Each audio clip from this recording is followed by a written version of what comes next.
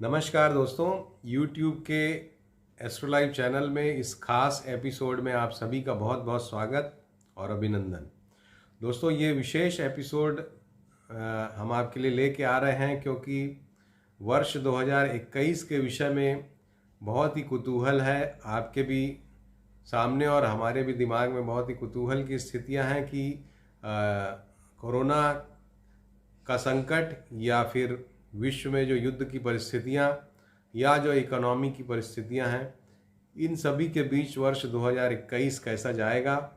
तो इसलिए हमने सोचा दोस्तों कि ज्योतिष के सहारे कुछ मार्गदर्शन अगर देने का प्रयास किया जाए इसमें, तो हमने न्यूमरोलॉजी के सहारे, साथ ही प्रश्न कुंडली के सहारे और जो हमने जो हिंदू धर्म में वर्ष प्रवेश कुंडली होती है वर्ष 2021 की, उसके सहारे हमने ये जानने का प्रयास किया है दोस्तों कि वर्ष 2021 किस तरह का जाने वाला है।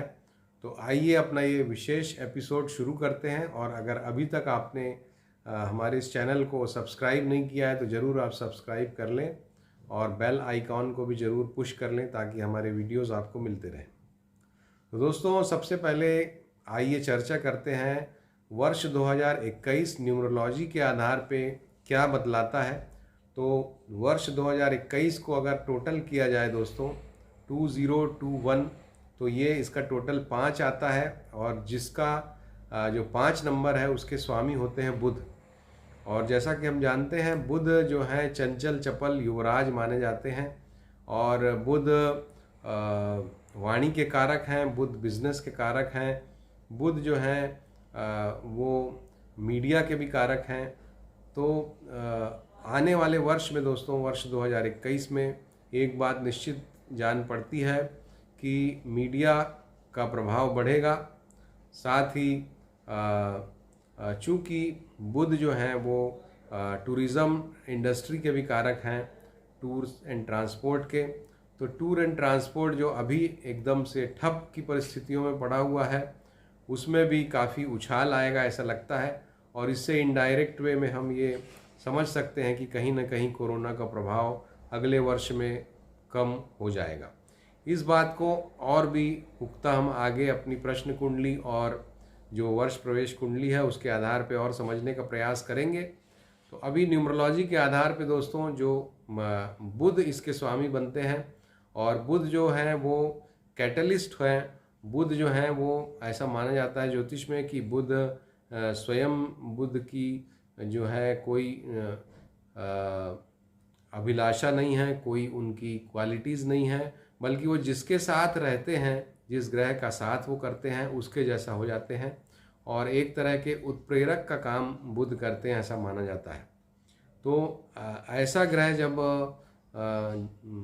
ईयर के जो नंबर है उसको टोटल करता है, तो उसका मतलब ये होता है दोस्तों कि एक तरह का आप कह सकते हैं कि कन्फ्यूजन रहेगा अगले वर्ष भी और कोई एक डायरेक्शन मिलना थोड़ा सा मुश्किल होगा ऐसा मुझे दिखाई पड़ता है, क्योंकि बुध में इतनी ताकत नहीं है कि वो कोई एक डायरेक्शन में देश को या दुनिया को ले जा पाए। तो निश्चित रूप से अगला वर्ष भी कुछ कन्फ्यूजिंग सा प्रतीत होता है न्यूमरोलॉजी के आधार पर।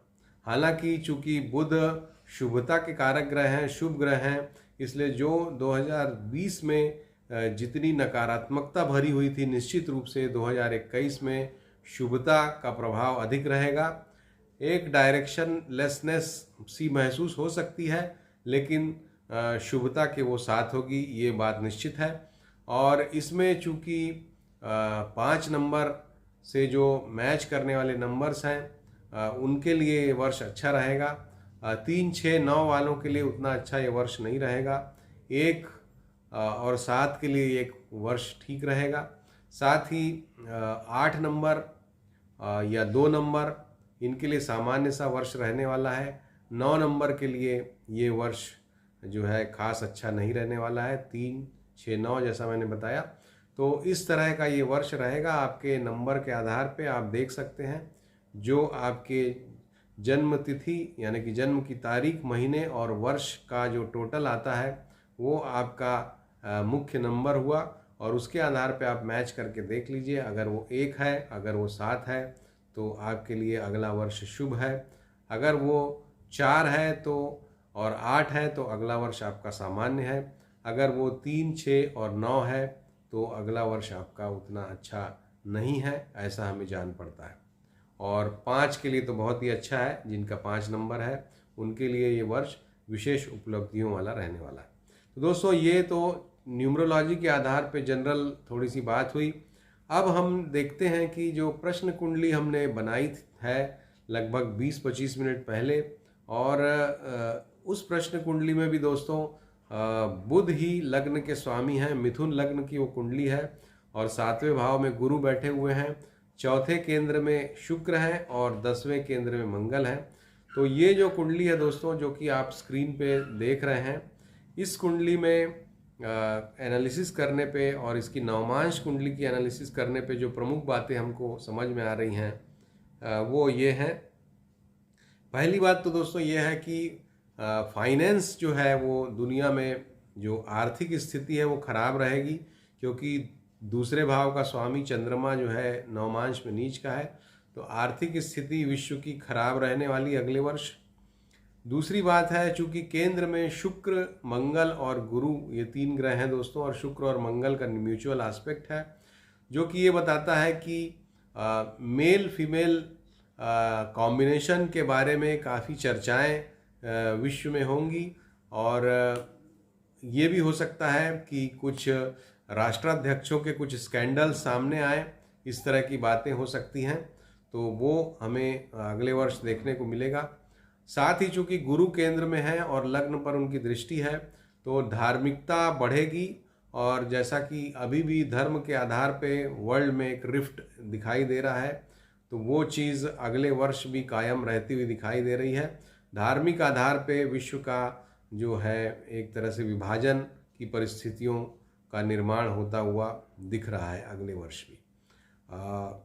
युद्ध की जहाँ तक बात है दोस्तों, तो मंगल और शनि नवमांश कुंडली में साथ साथ मकर राशि में उच्च के मंगल और स्वग्रही शनि हैं, जो कि विस्फोटक परिस्थितियों को दिखला रहे हैं, युद्ध की परिस्थितियों को दिखला रहे हैं। तो अगला वर्ष निश्चित रूप से युद्ध अपने में समेटे रहेगा, खास करके अप्रैल तक के समय में, क्योंकि अप्रैल के बाद की जो वर्ष प्रवेश कुंडली है दोस्तों वो अलग है थोड़ी सी। इसलिए मैं ये कह सकता हूँ कि अगले वर्ष 2021 में अप्रैल तक युद्ध की परिस्थितियों का निर्माण रहेगा, आर्थिक स्थिति खराब रहेगी, स्कैंडल सामने आ सकते हैं राष्ट्राध्यक्षों के या इन जनरल भी, और साथ ही जो रोग है, रोग की परिस्थितियों का निर्माण अप्रैल तक निश्चित रूप से दिखाई देता है, क्योंकि 6वें भाव में ऋण रोग और शत्रु के भाव में केतु बैठे हुए हैं।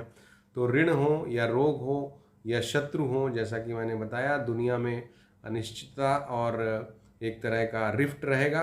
तो इन तीनों की वजह से दुनिया में परेशानी रहेगी। ऋण की वजह से भी जिन लोगों ने ऋण लिए हैं उनको कुछ परेशानी का अनुभव हो सकता है अपने व्यक्तिगत जीवन में, और विभिन्न देशों पर भी ऋण का बोझ बढ़ेगा ऐसा दिखलाई देता है।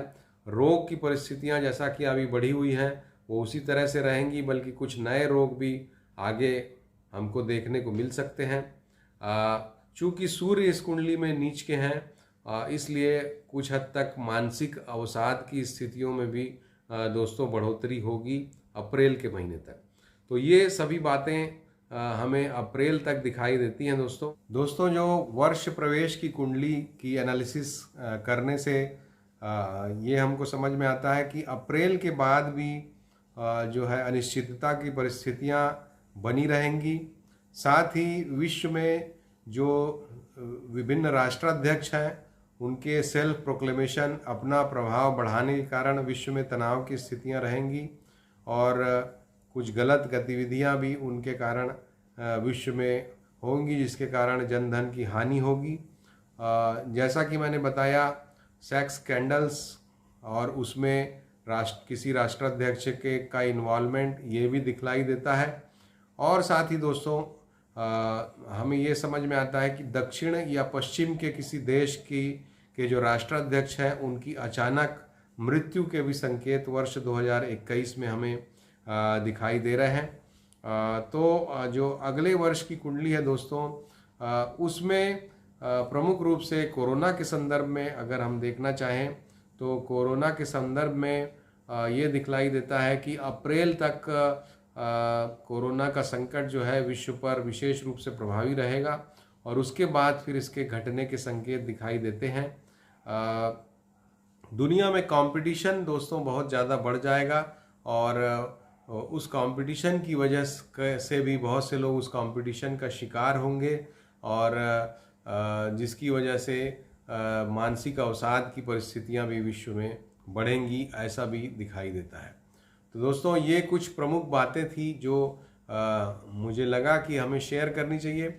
ज्योतिष के सहारे दोस्तों बहुत सारी चीज़ों में अच्छा मार्गदर्शन मिल जाता है। जैसा कि हमने अपने कोरोना पर एक एपिसोड में बताया था कि राहु केतु की परिस्थितियां जब बदलेंगी, उनकी राशि बदलेगी सितंबर में और साथ ही गुरु धनु राशि में आएंगे, तो ये जो है लास्ट होप है ज्योतिषियों के लिए। मैंने अपने एपिसोड में कहा था कि ये लास्ट होप है जब कोरोना का संकट कम होगा, संख्या में कमी आएगी। और आप देखिए सितंबर के बाद जैसे ही राहु केतु ने अपनी स्थिति बदली और गुरु जो है वो धनु राशि में प्रबल हुए, बलवान हुए, उसके बाद से आप देख रहे हैं कि कोरोना की संख्या में, जो कोरोना पीड़ितों की संख्या में लगातार कमी हम महसूस कर रहे हैं।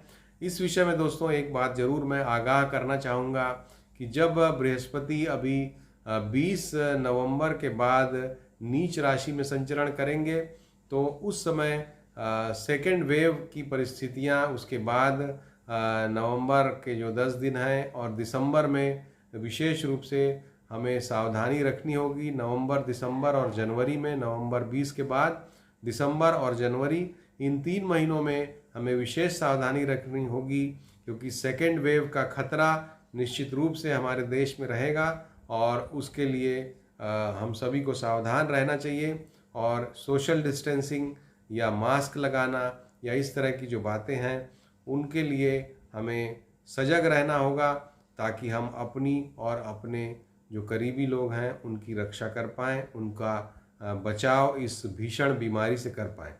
तो दोस्तों संख्या कम होने से आप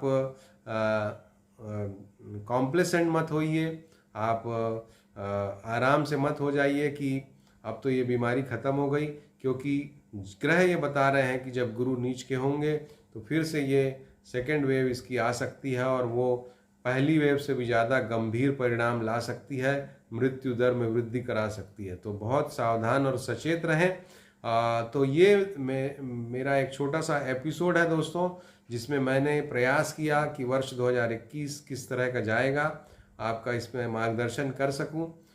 तो फिर से मैं समराइज कर देता हूं जो प्रमुख बातें हैं। पहली बात, फाइनेंशियल सेक्टर जो है या फाइनेंस जो है वो प्रभावित रहेगा। दूसरी बात, कंपटीशन बहुत बढ़ जाएगा जिसके कारण रोग भी बढ़ेंगे, अवसाद की घटनाएं भी बढ़ेंगी। तीसरी बात, धर्म के प्रति लोगों में कट्टरपंथी सोच बढ़ जाएगी। धर्म के मामले में विश्व में जो रिफ्ट है वो आगे 2021 में भी दिखाई देगा। मीडिया का प्रभाव बढ़ेगा दोस्तों। टूरिज़्म इंडस्ट्री, ट्रैवल इंडस्ट्री जो है उसके बुरे दिन ख़त्म होंगे, अच्छे दिन आएंगे। शुभता का जो की कमी हो गई थी दुनिया में, वो शुभता अब आगे बढ़ेगी। अच्छी चीज़ें भी अगले वर्ष हमको सुनाई देंगी। हालांकि फाइनेंशियल चैलेंजेस रहेंगे लेकिन अच्छी चीज़ें भी सुनाई देंगी। किसी राष्ट्र प्रमुख की अचानक मृत्यु हो सकती है, दक्षिण या पश्चिम के किसी देश के राष्ट्र प्रमुख की, ये बात मैंने कही। तो दोस्तों ये कुछ प्रमुख बातें हैं जो मैं आपसे शेयर करना चाहता था। अगर ये हमारा एपिसोड आपको पसंद आया हो तो आप इसको ज़रूर शेयर कीजिए, इसको लाइक करना मत भूलिए। और आपने अगर अभी तक हमारे इस चैनल को सब्सक्राइब नहीं किया है दोस्तों तो ज़रूर सब्सक्राइब कीजिए और बेल आइकॉन को भी ज़रूर पुश कीजिए। वर्ष 2021 में आप सभी की राशियों का क्या भविष्य फल होगा, इसके बारे में अब हम एक एक राशि की अलग अलग विवेचना प्रारंभ करेंगे। मेष राशि से प्रारंभ करेंगे कि वर्ष 2021 मेष राशि के लिए कैसा जाएगा। तो आपसे अनुरोध कि आप हमारे चैनल को ज़रूर सब्सक्राइब कर लें ताकि जब भी आपकी राशि के विषय में हम एपिसोड डालें तो आपको अपने आप उसका नोटिफिकेशन मिल जाए और आप उसको देख सकें। तो दोस्तों अभी के लिए इतना ही। अनुराग तिवारी को इजाज़त दीजिए। नमस्कार, धन्यवाद।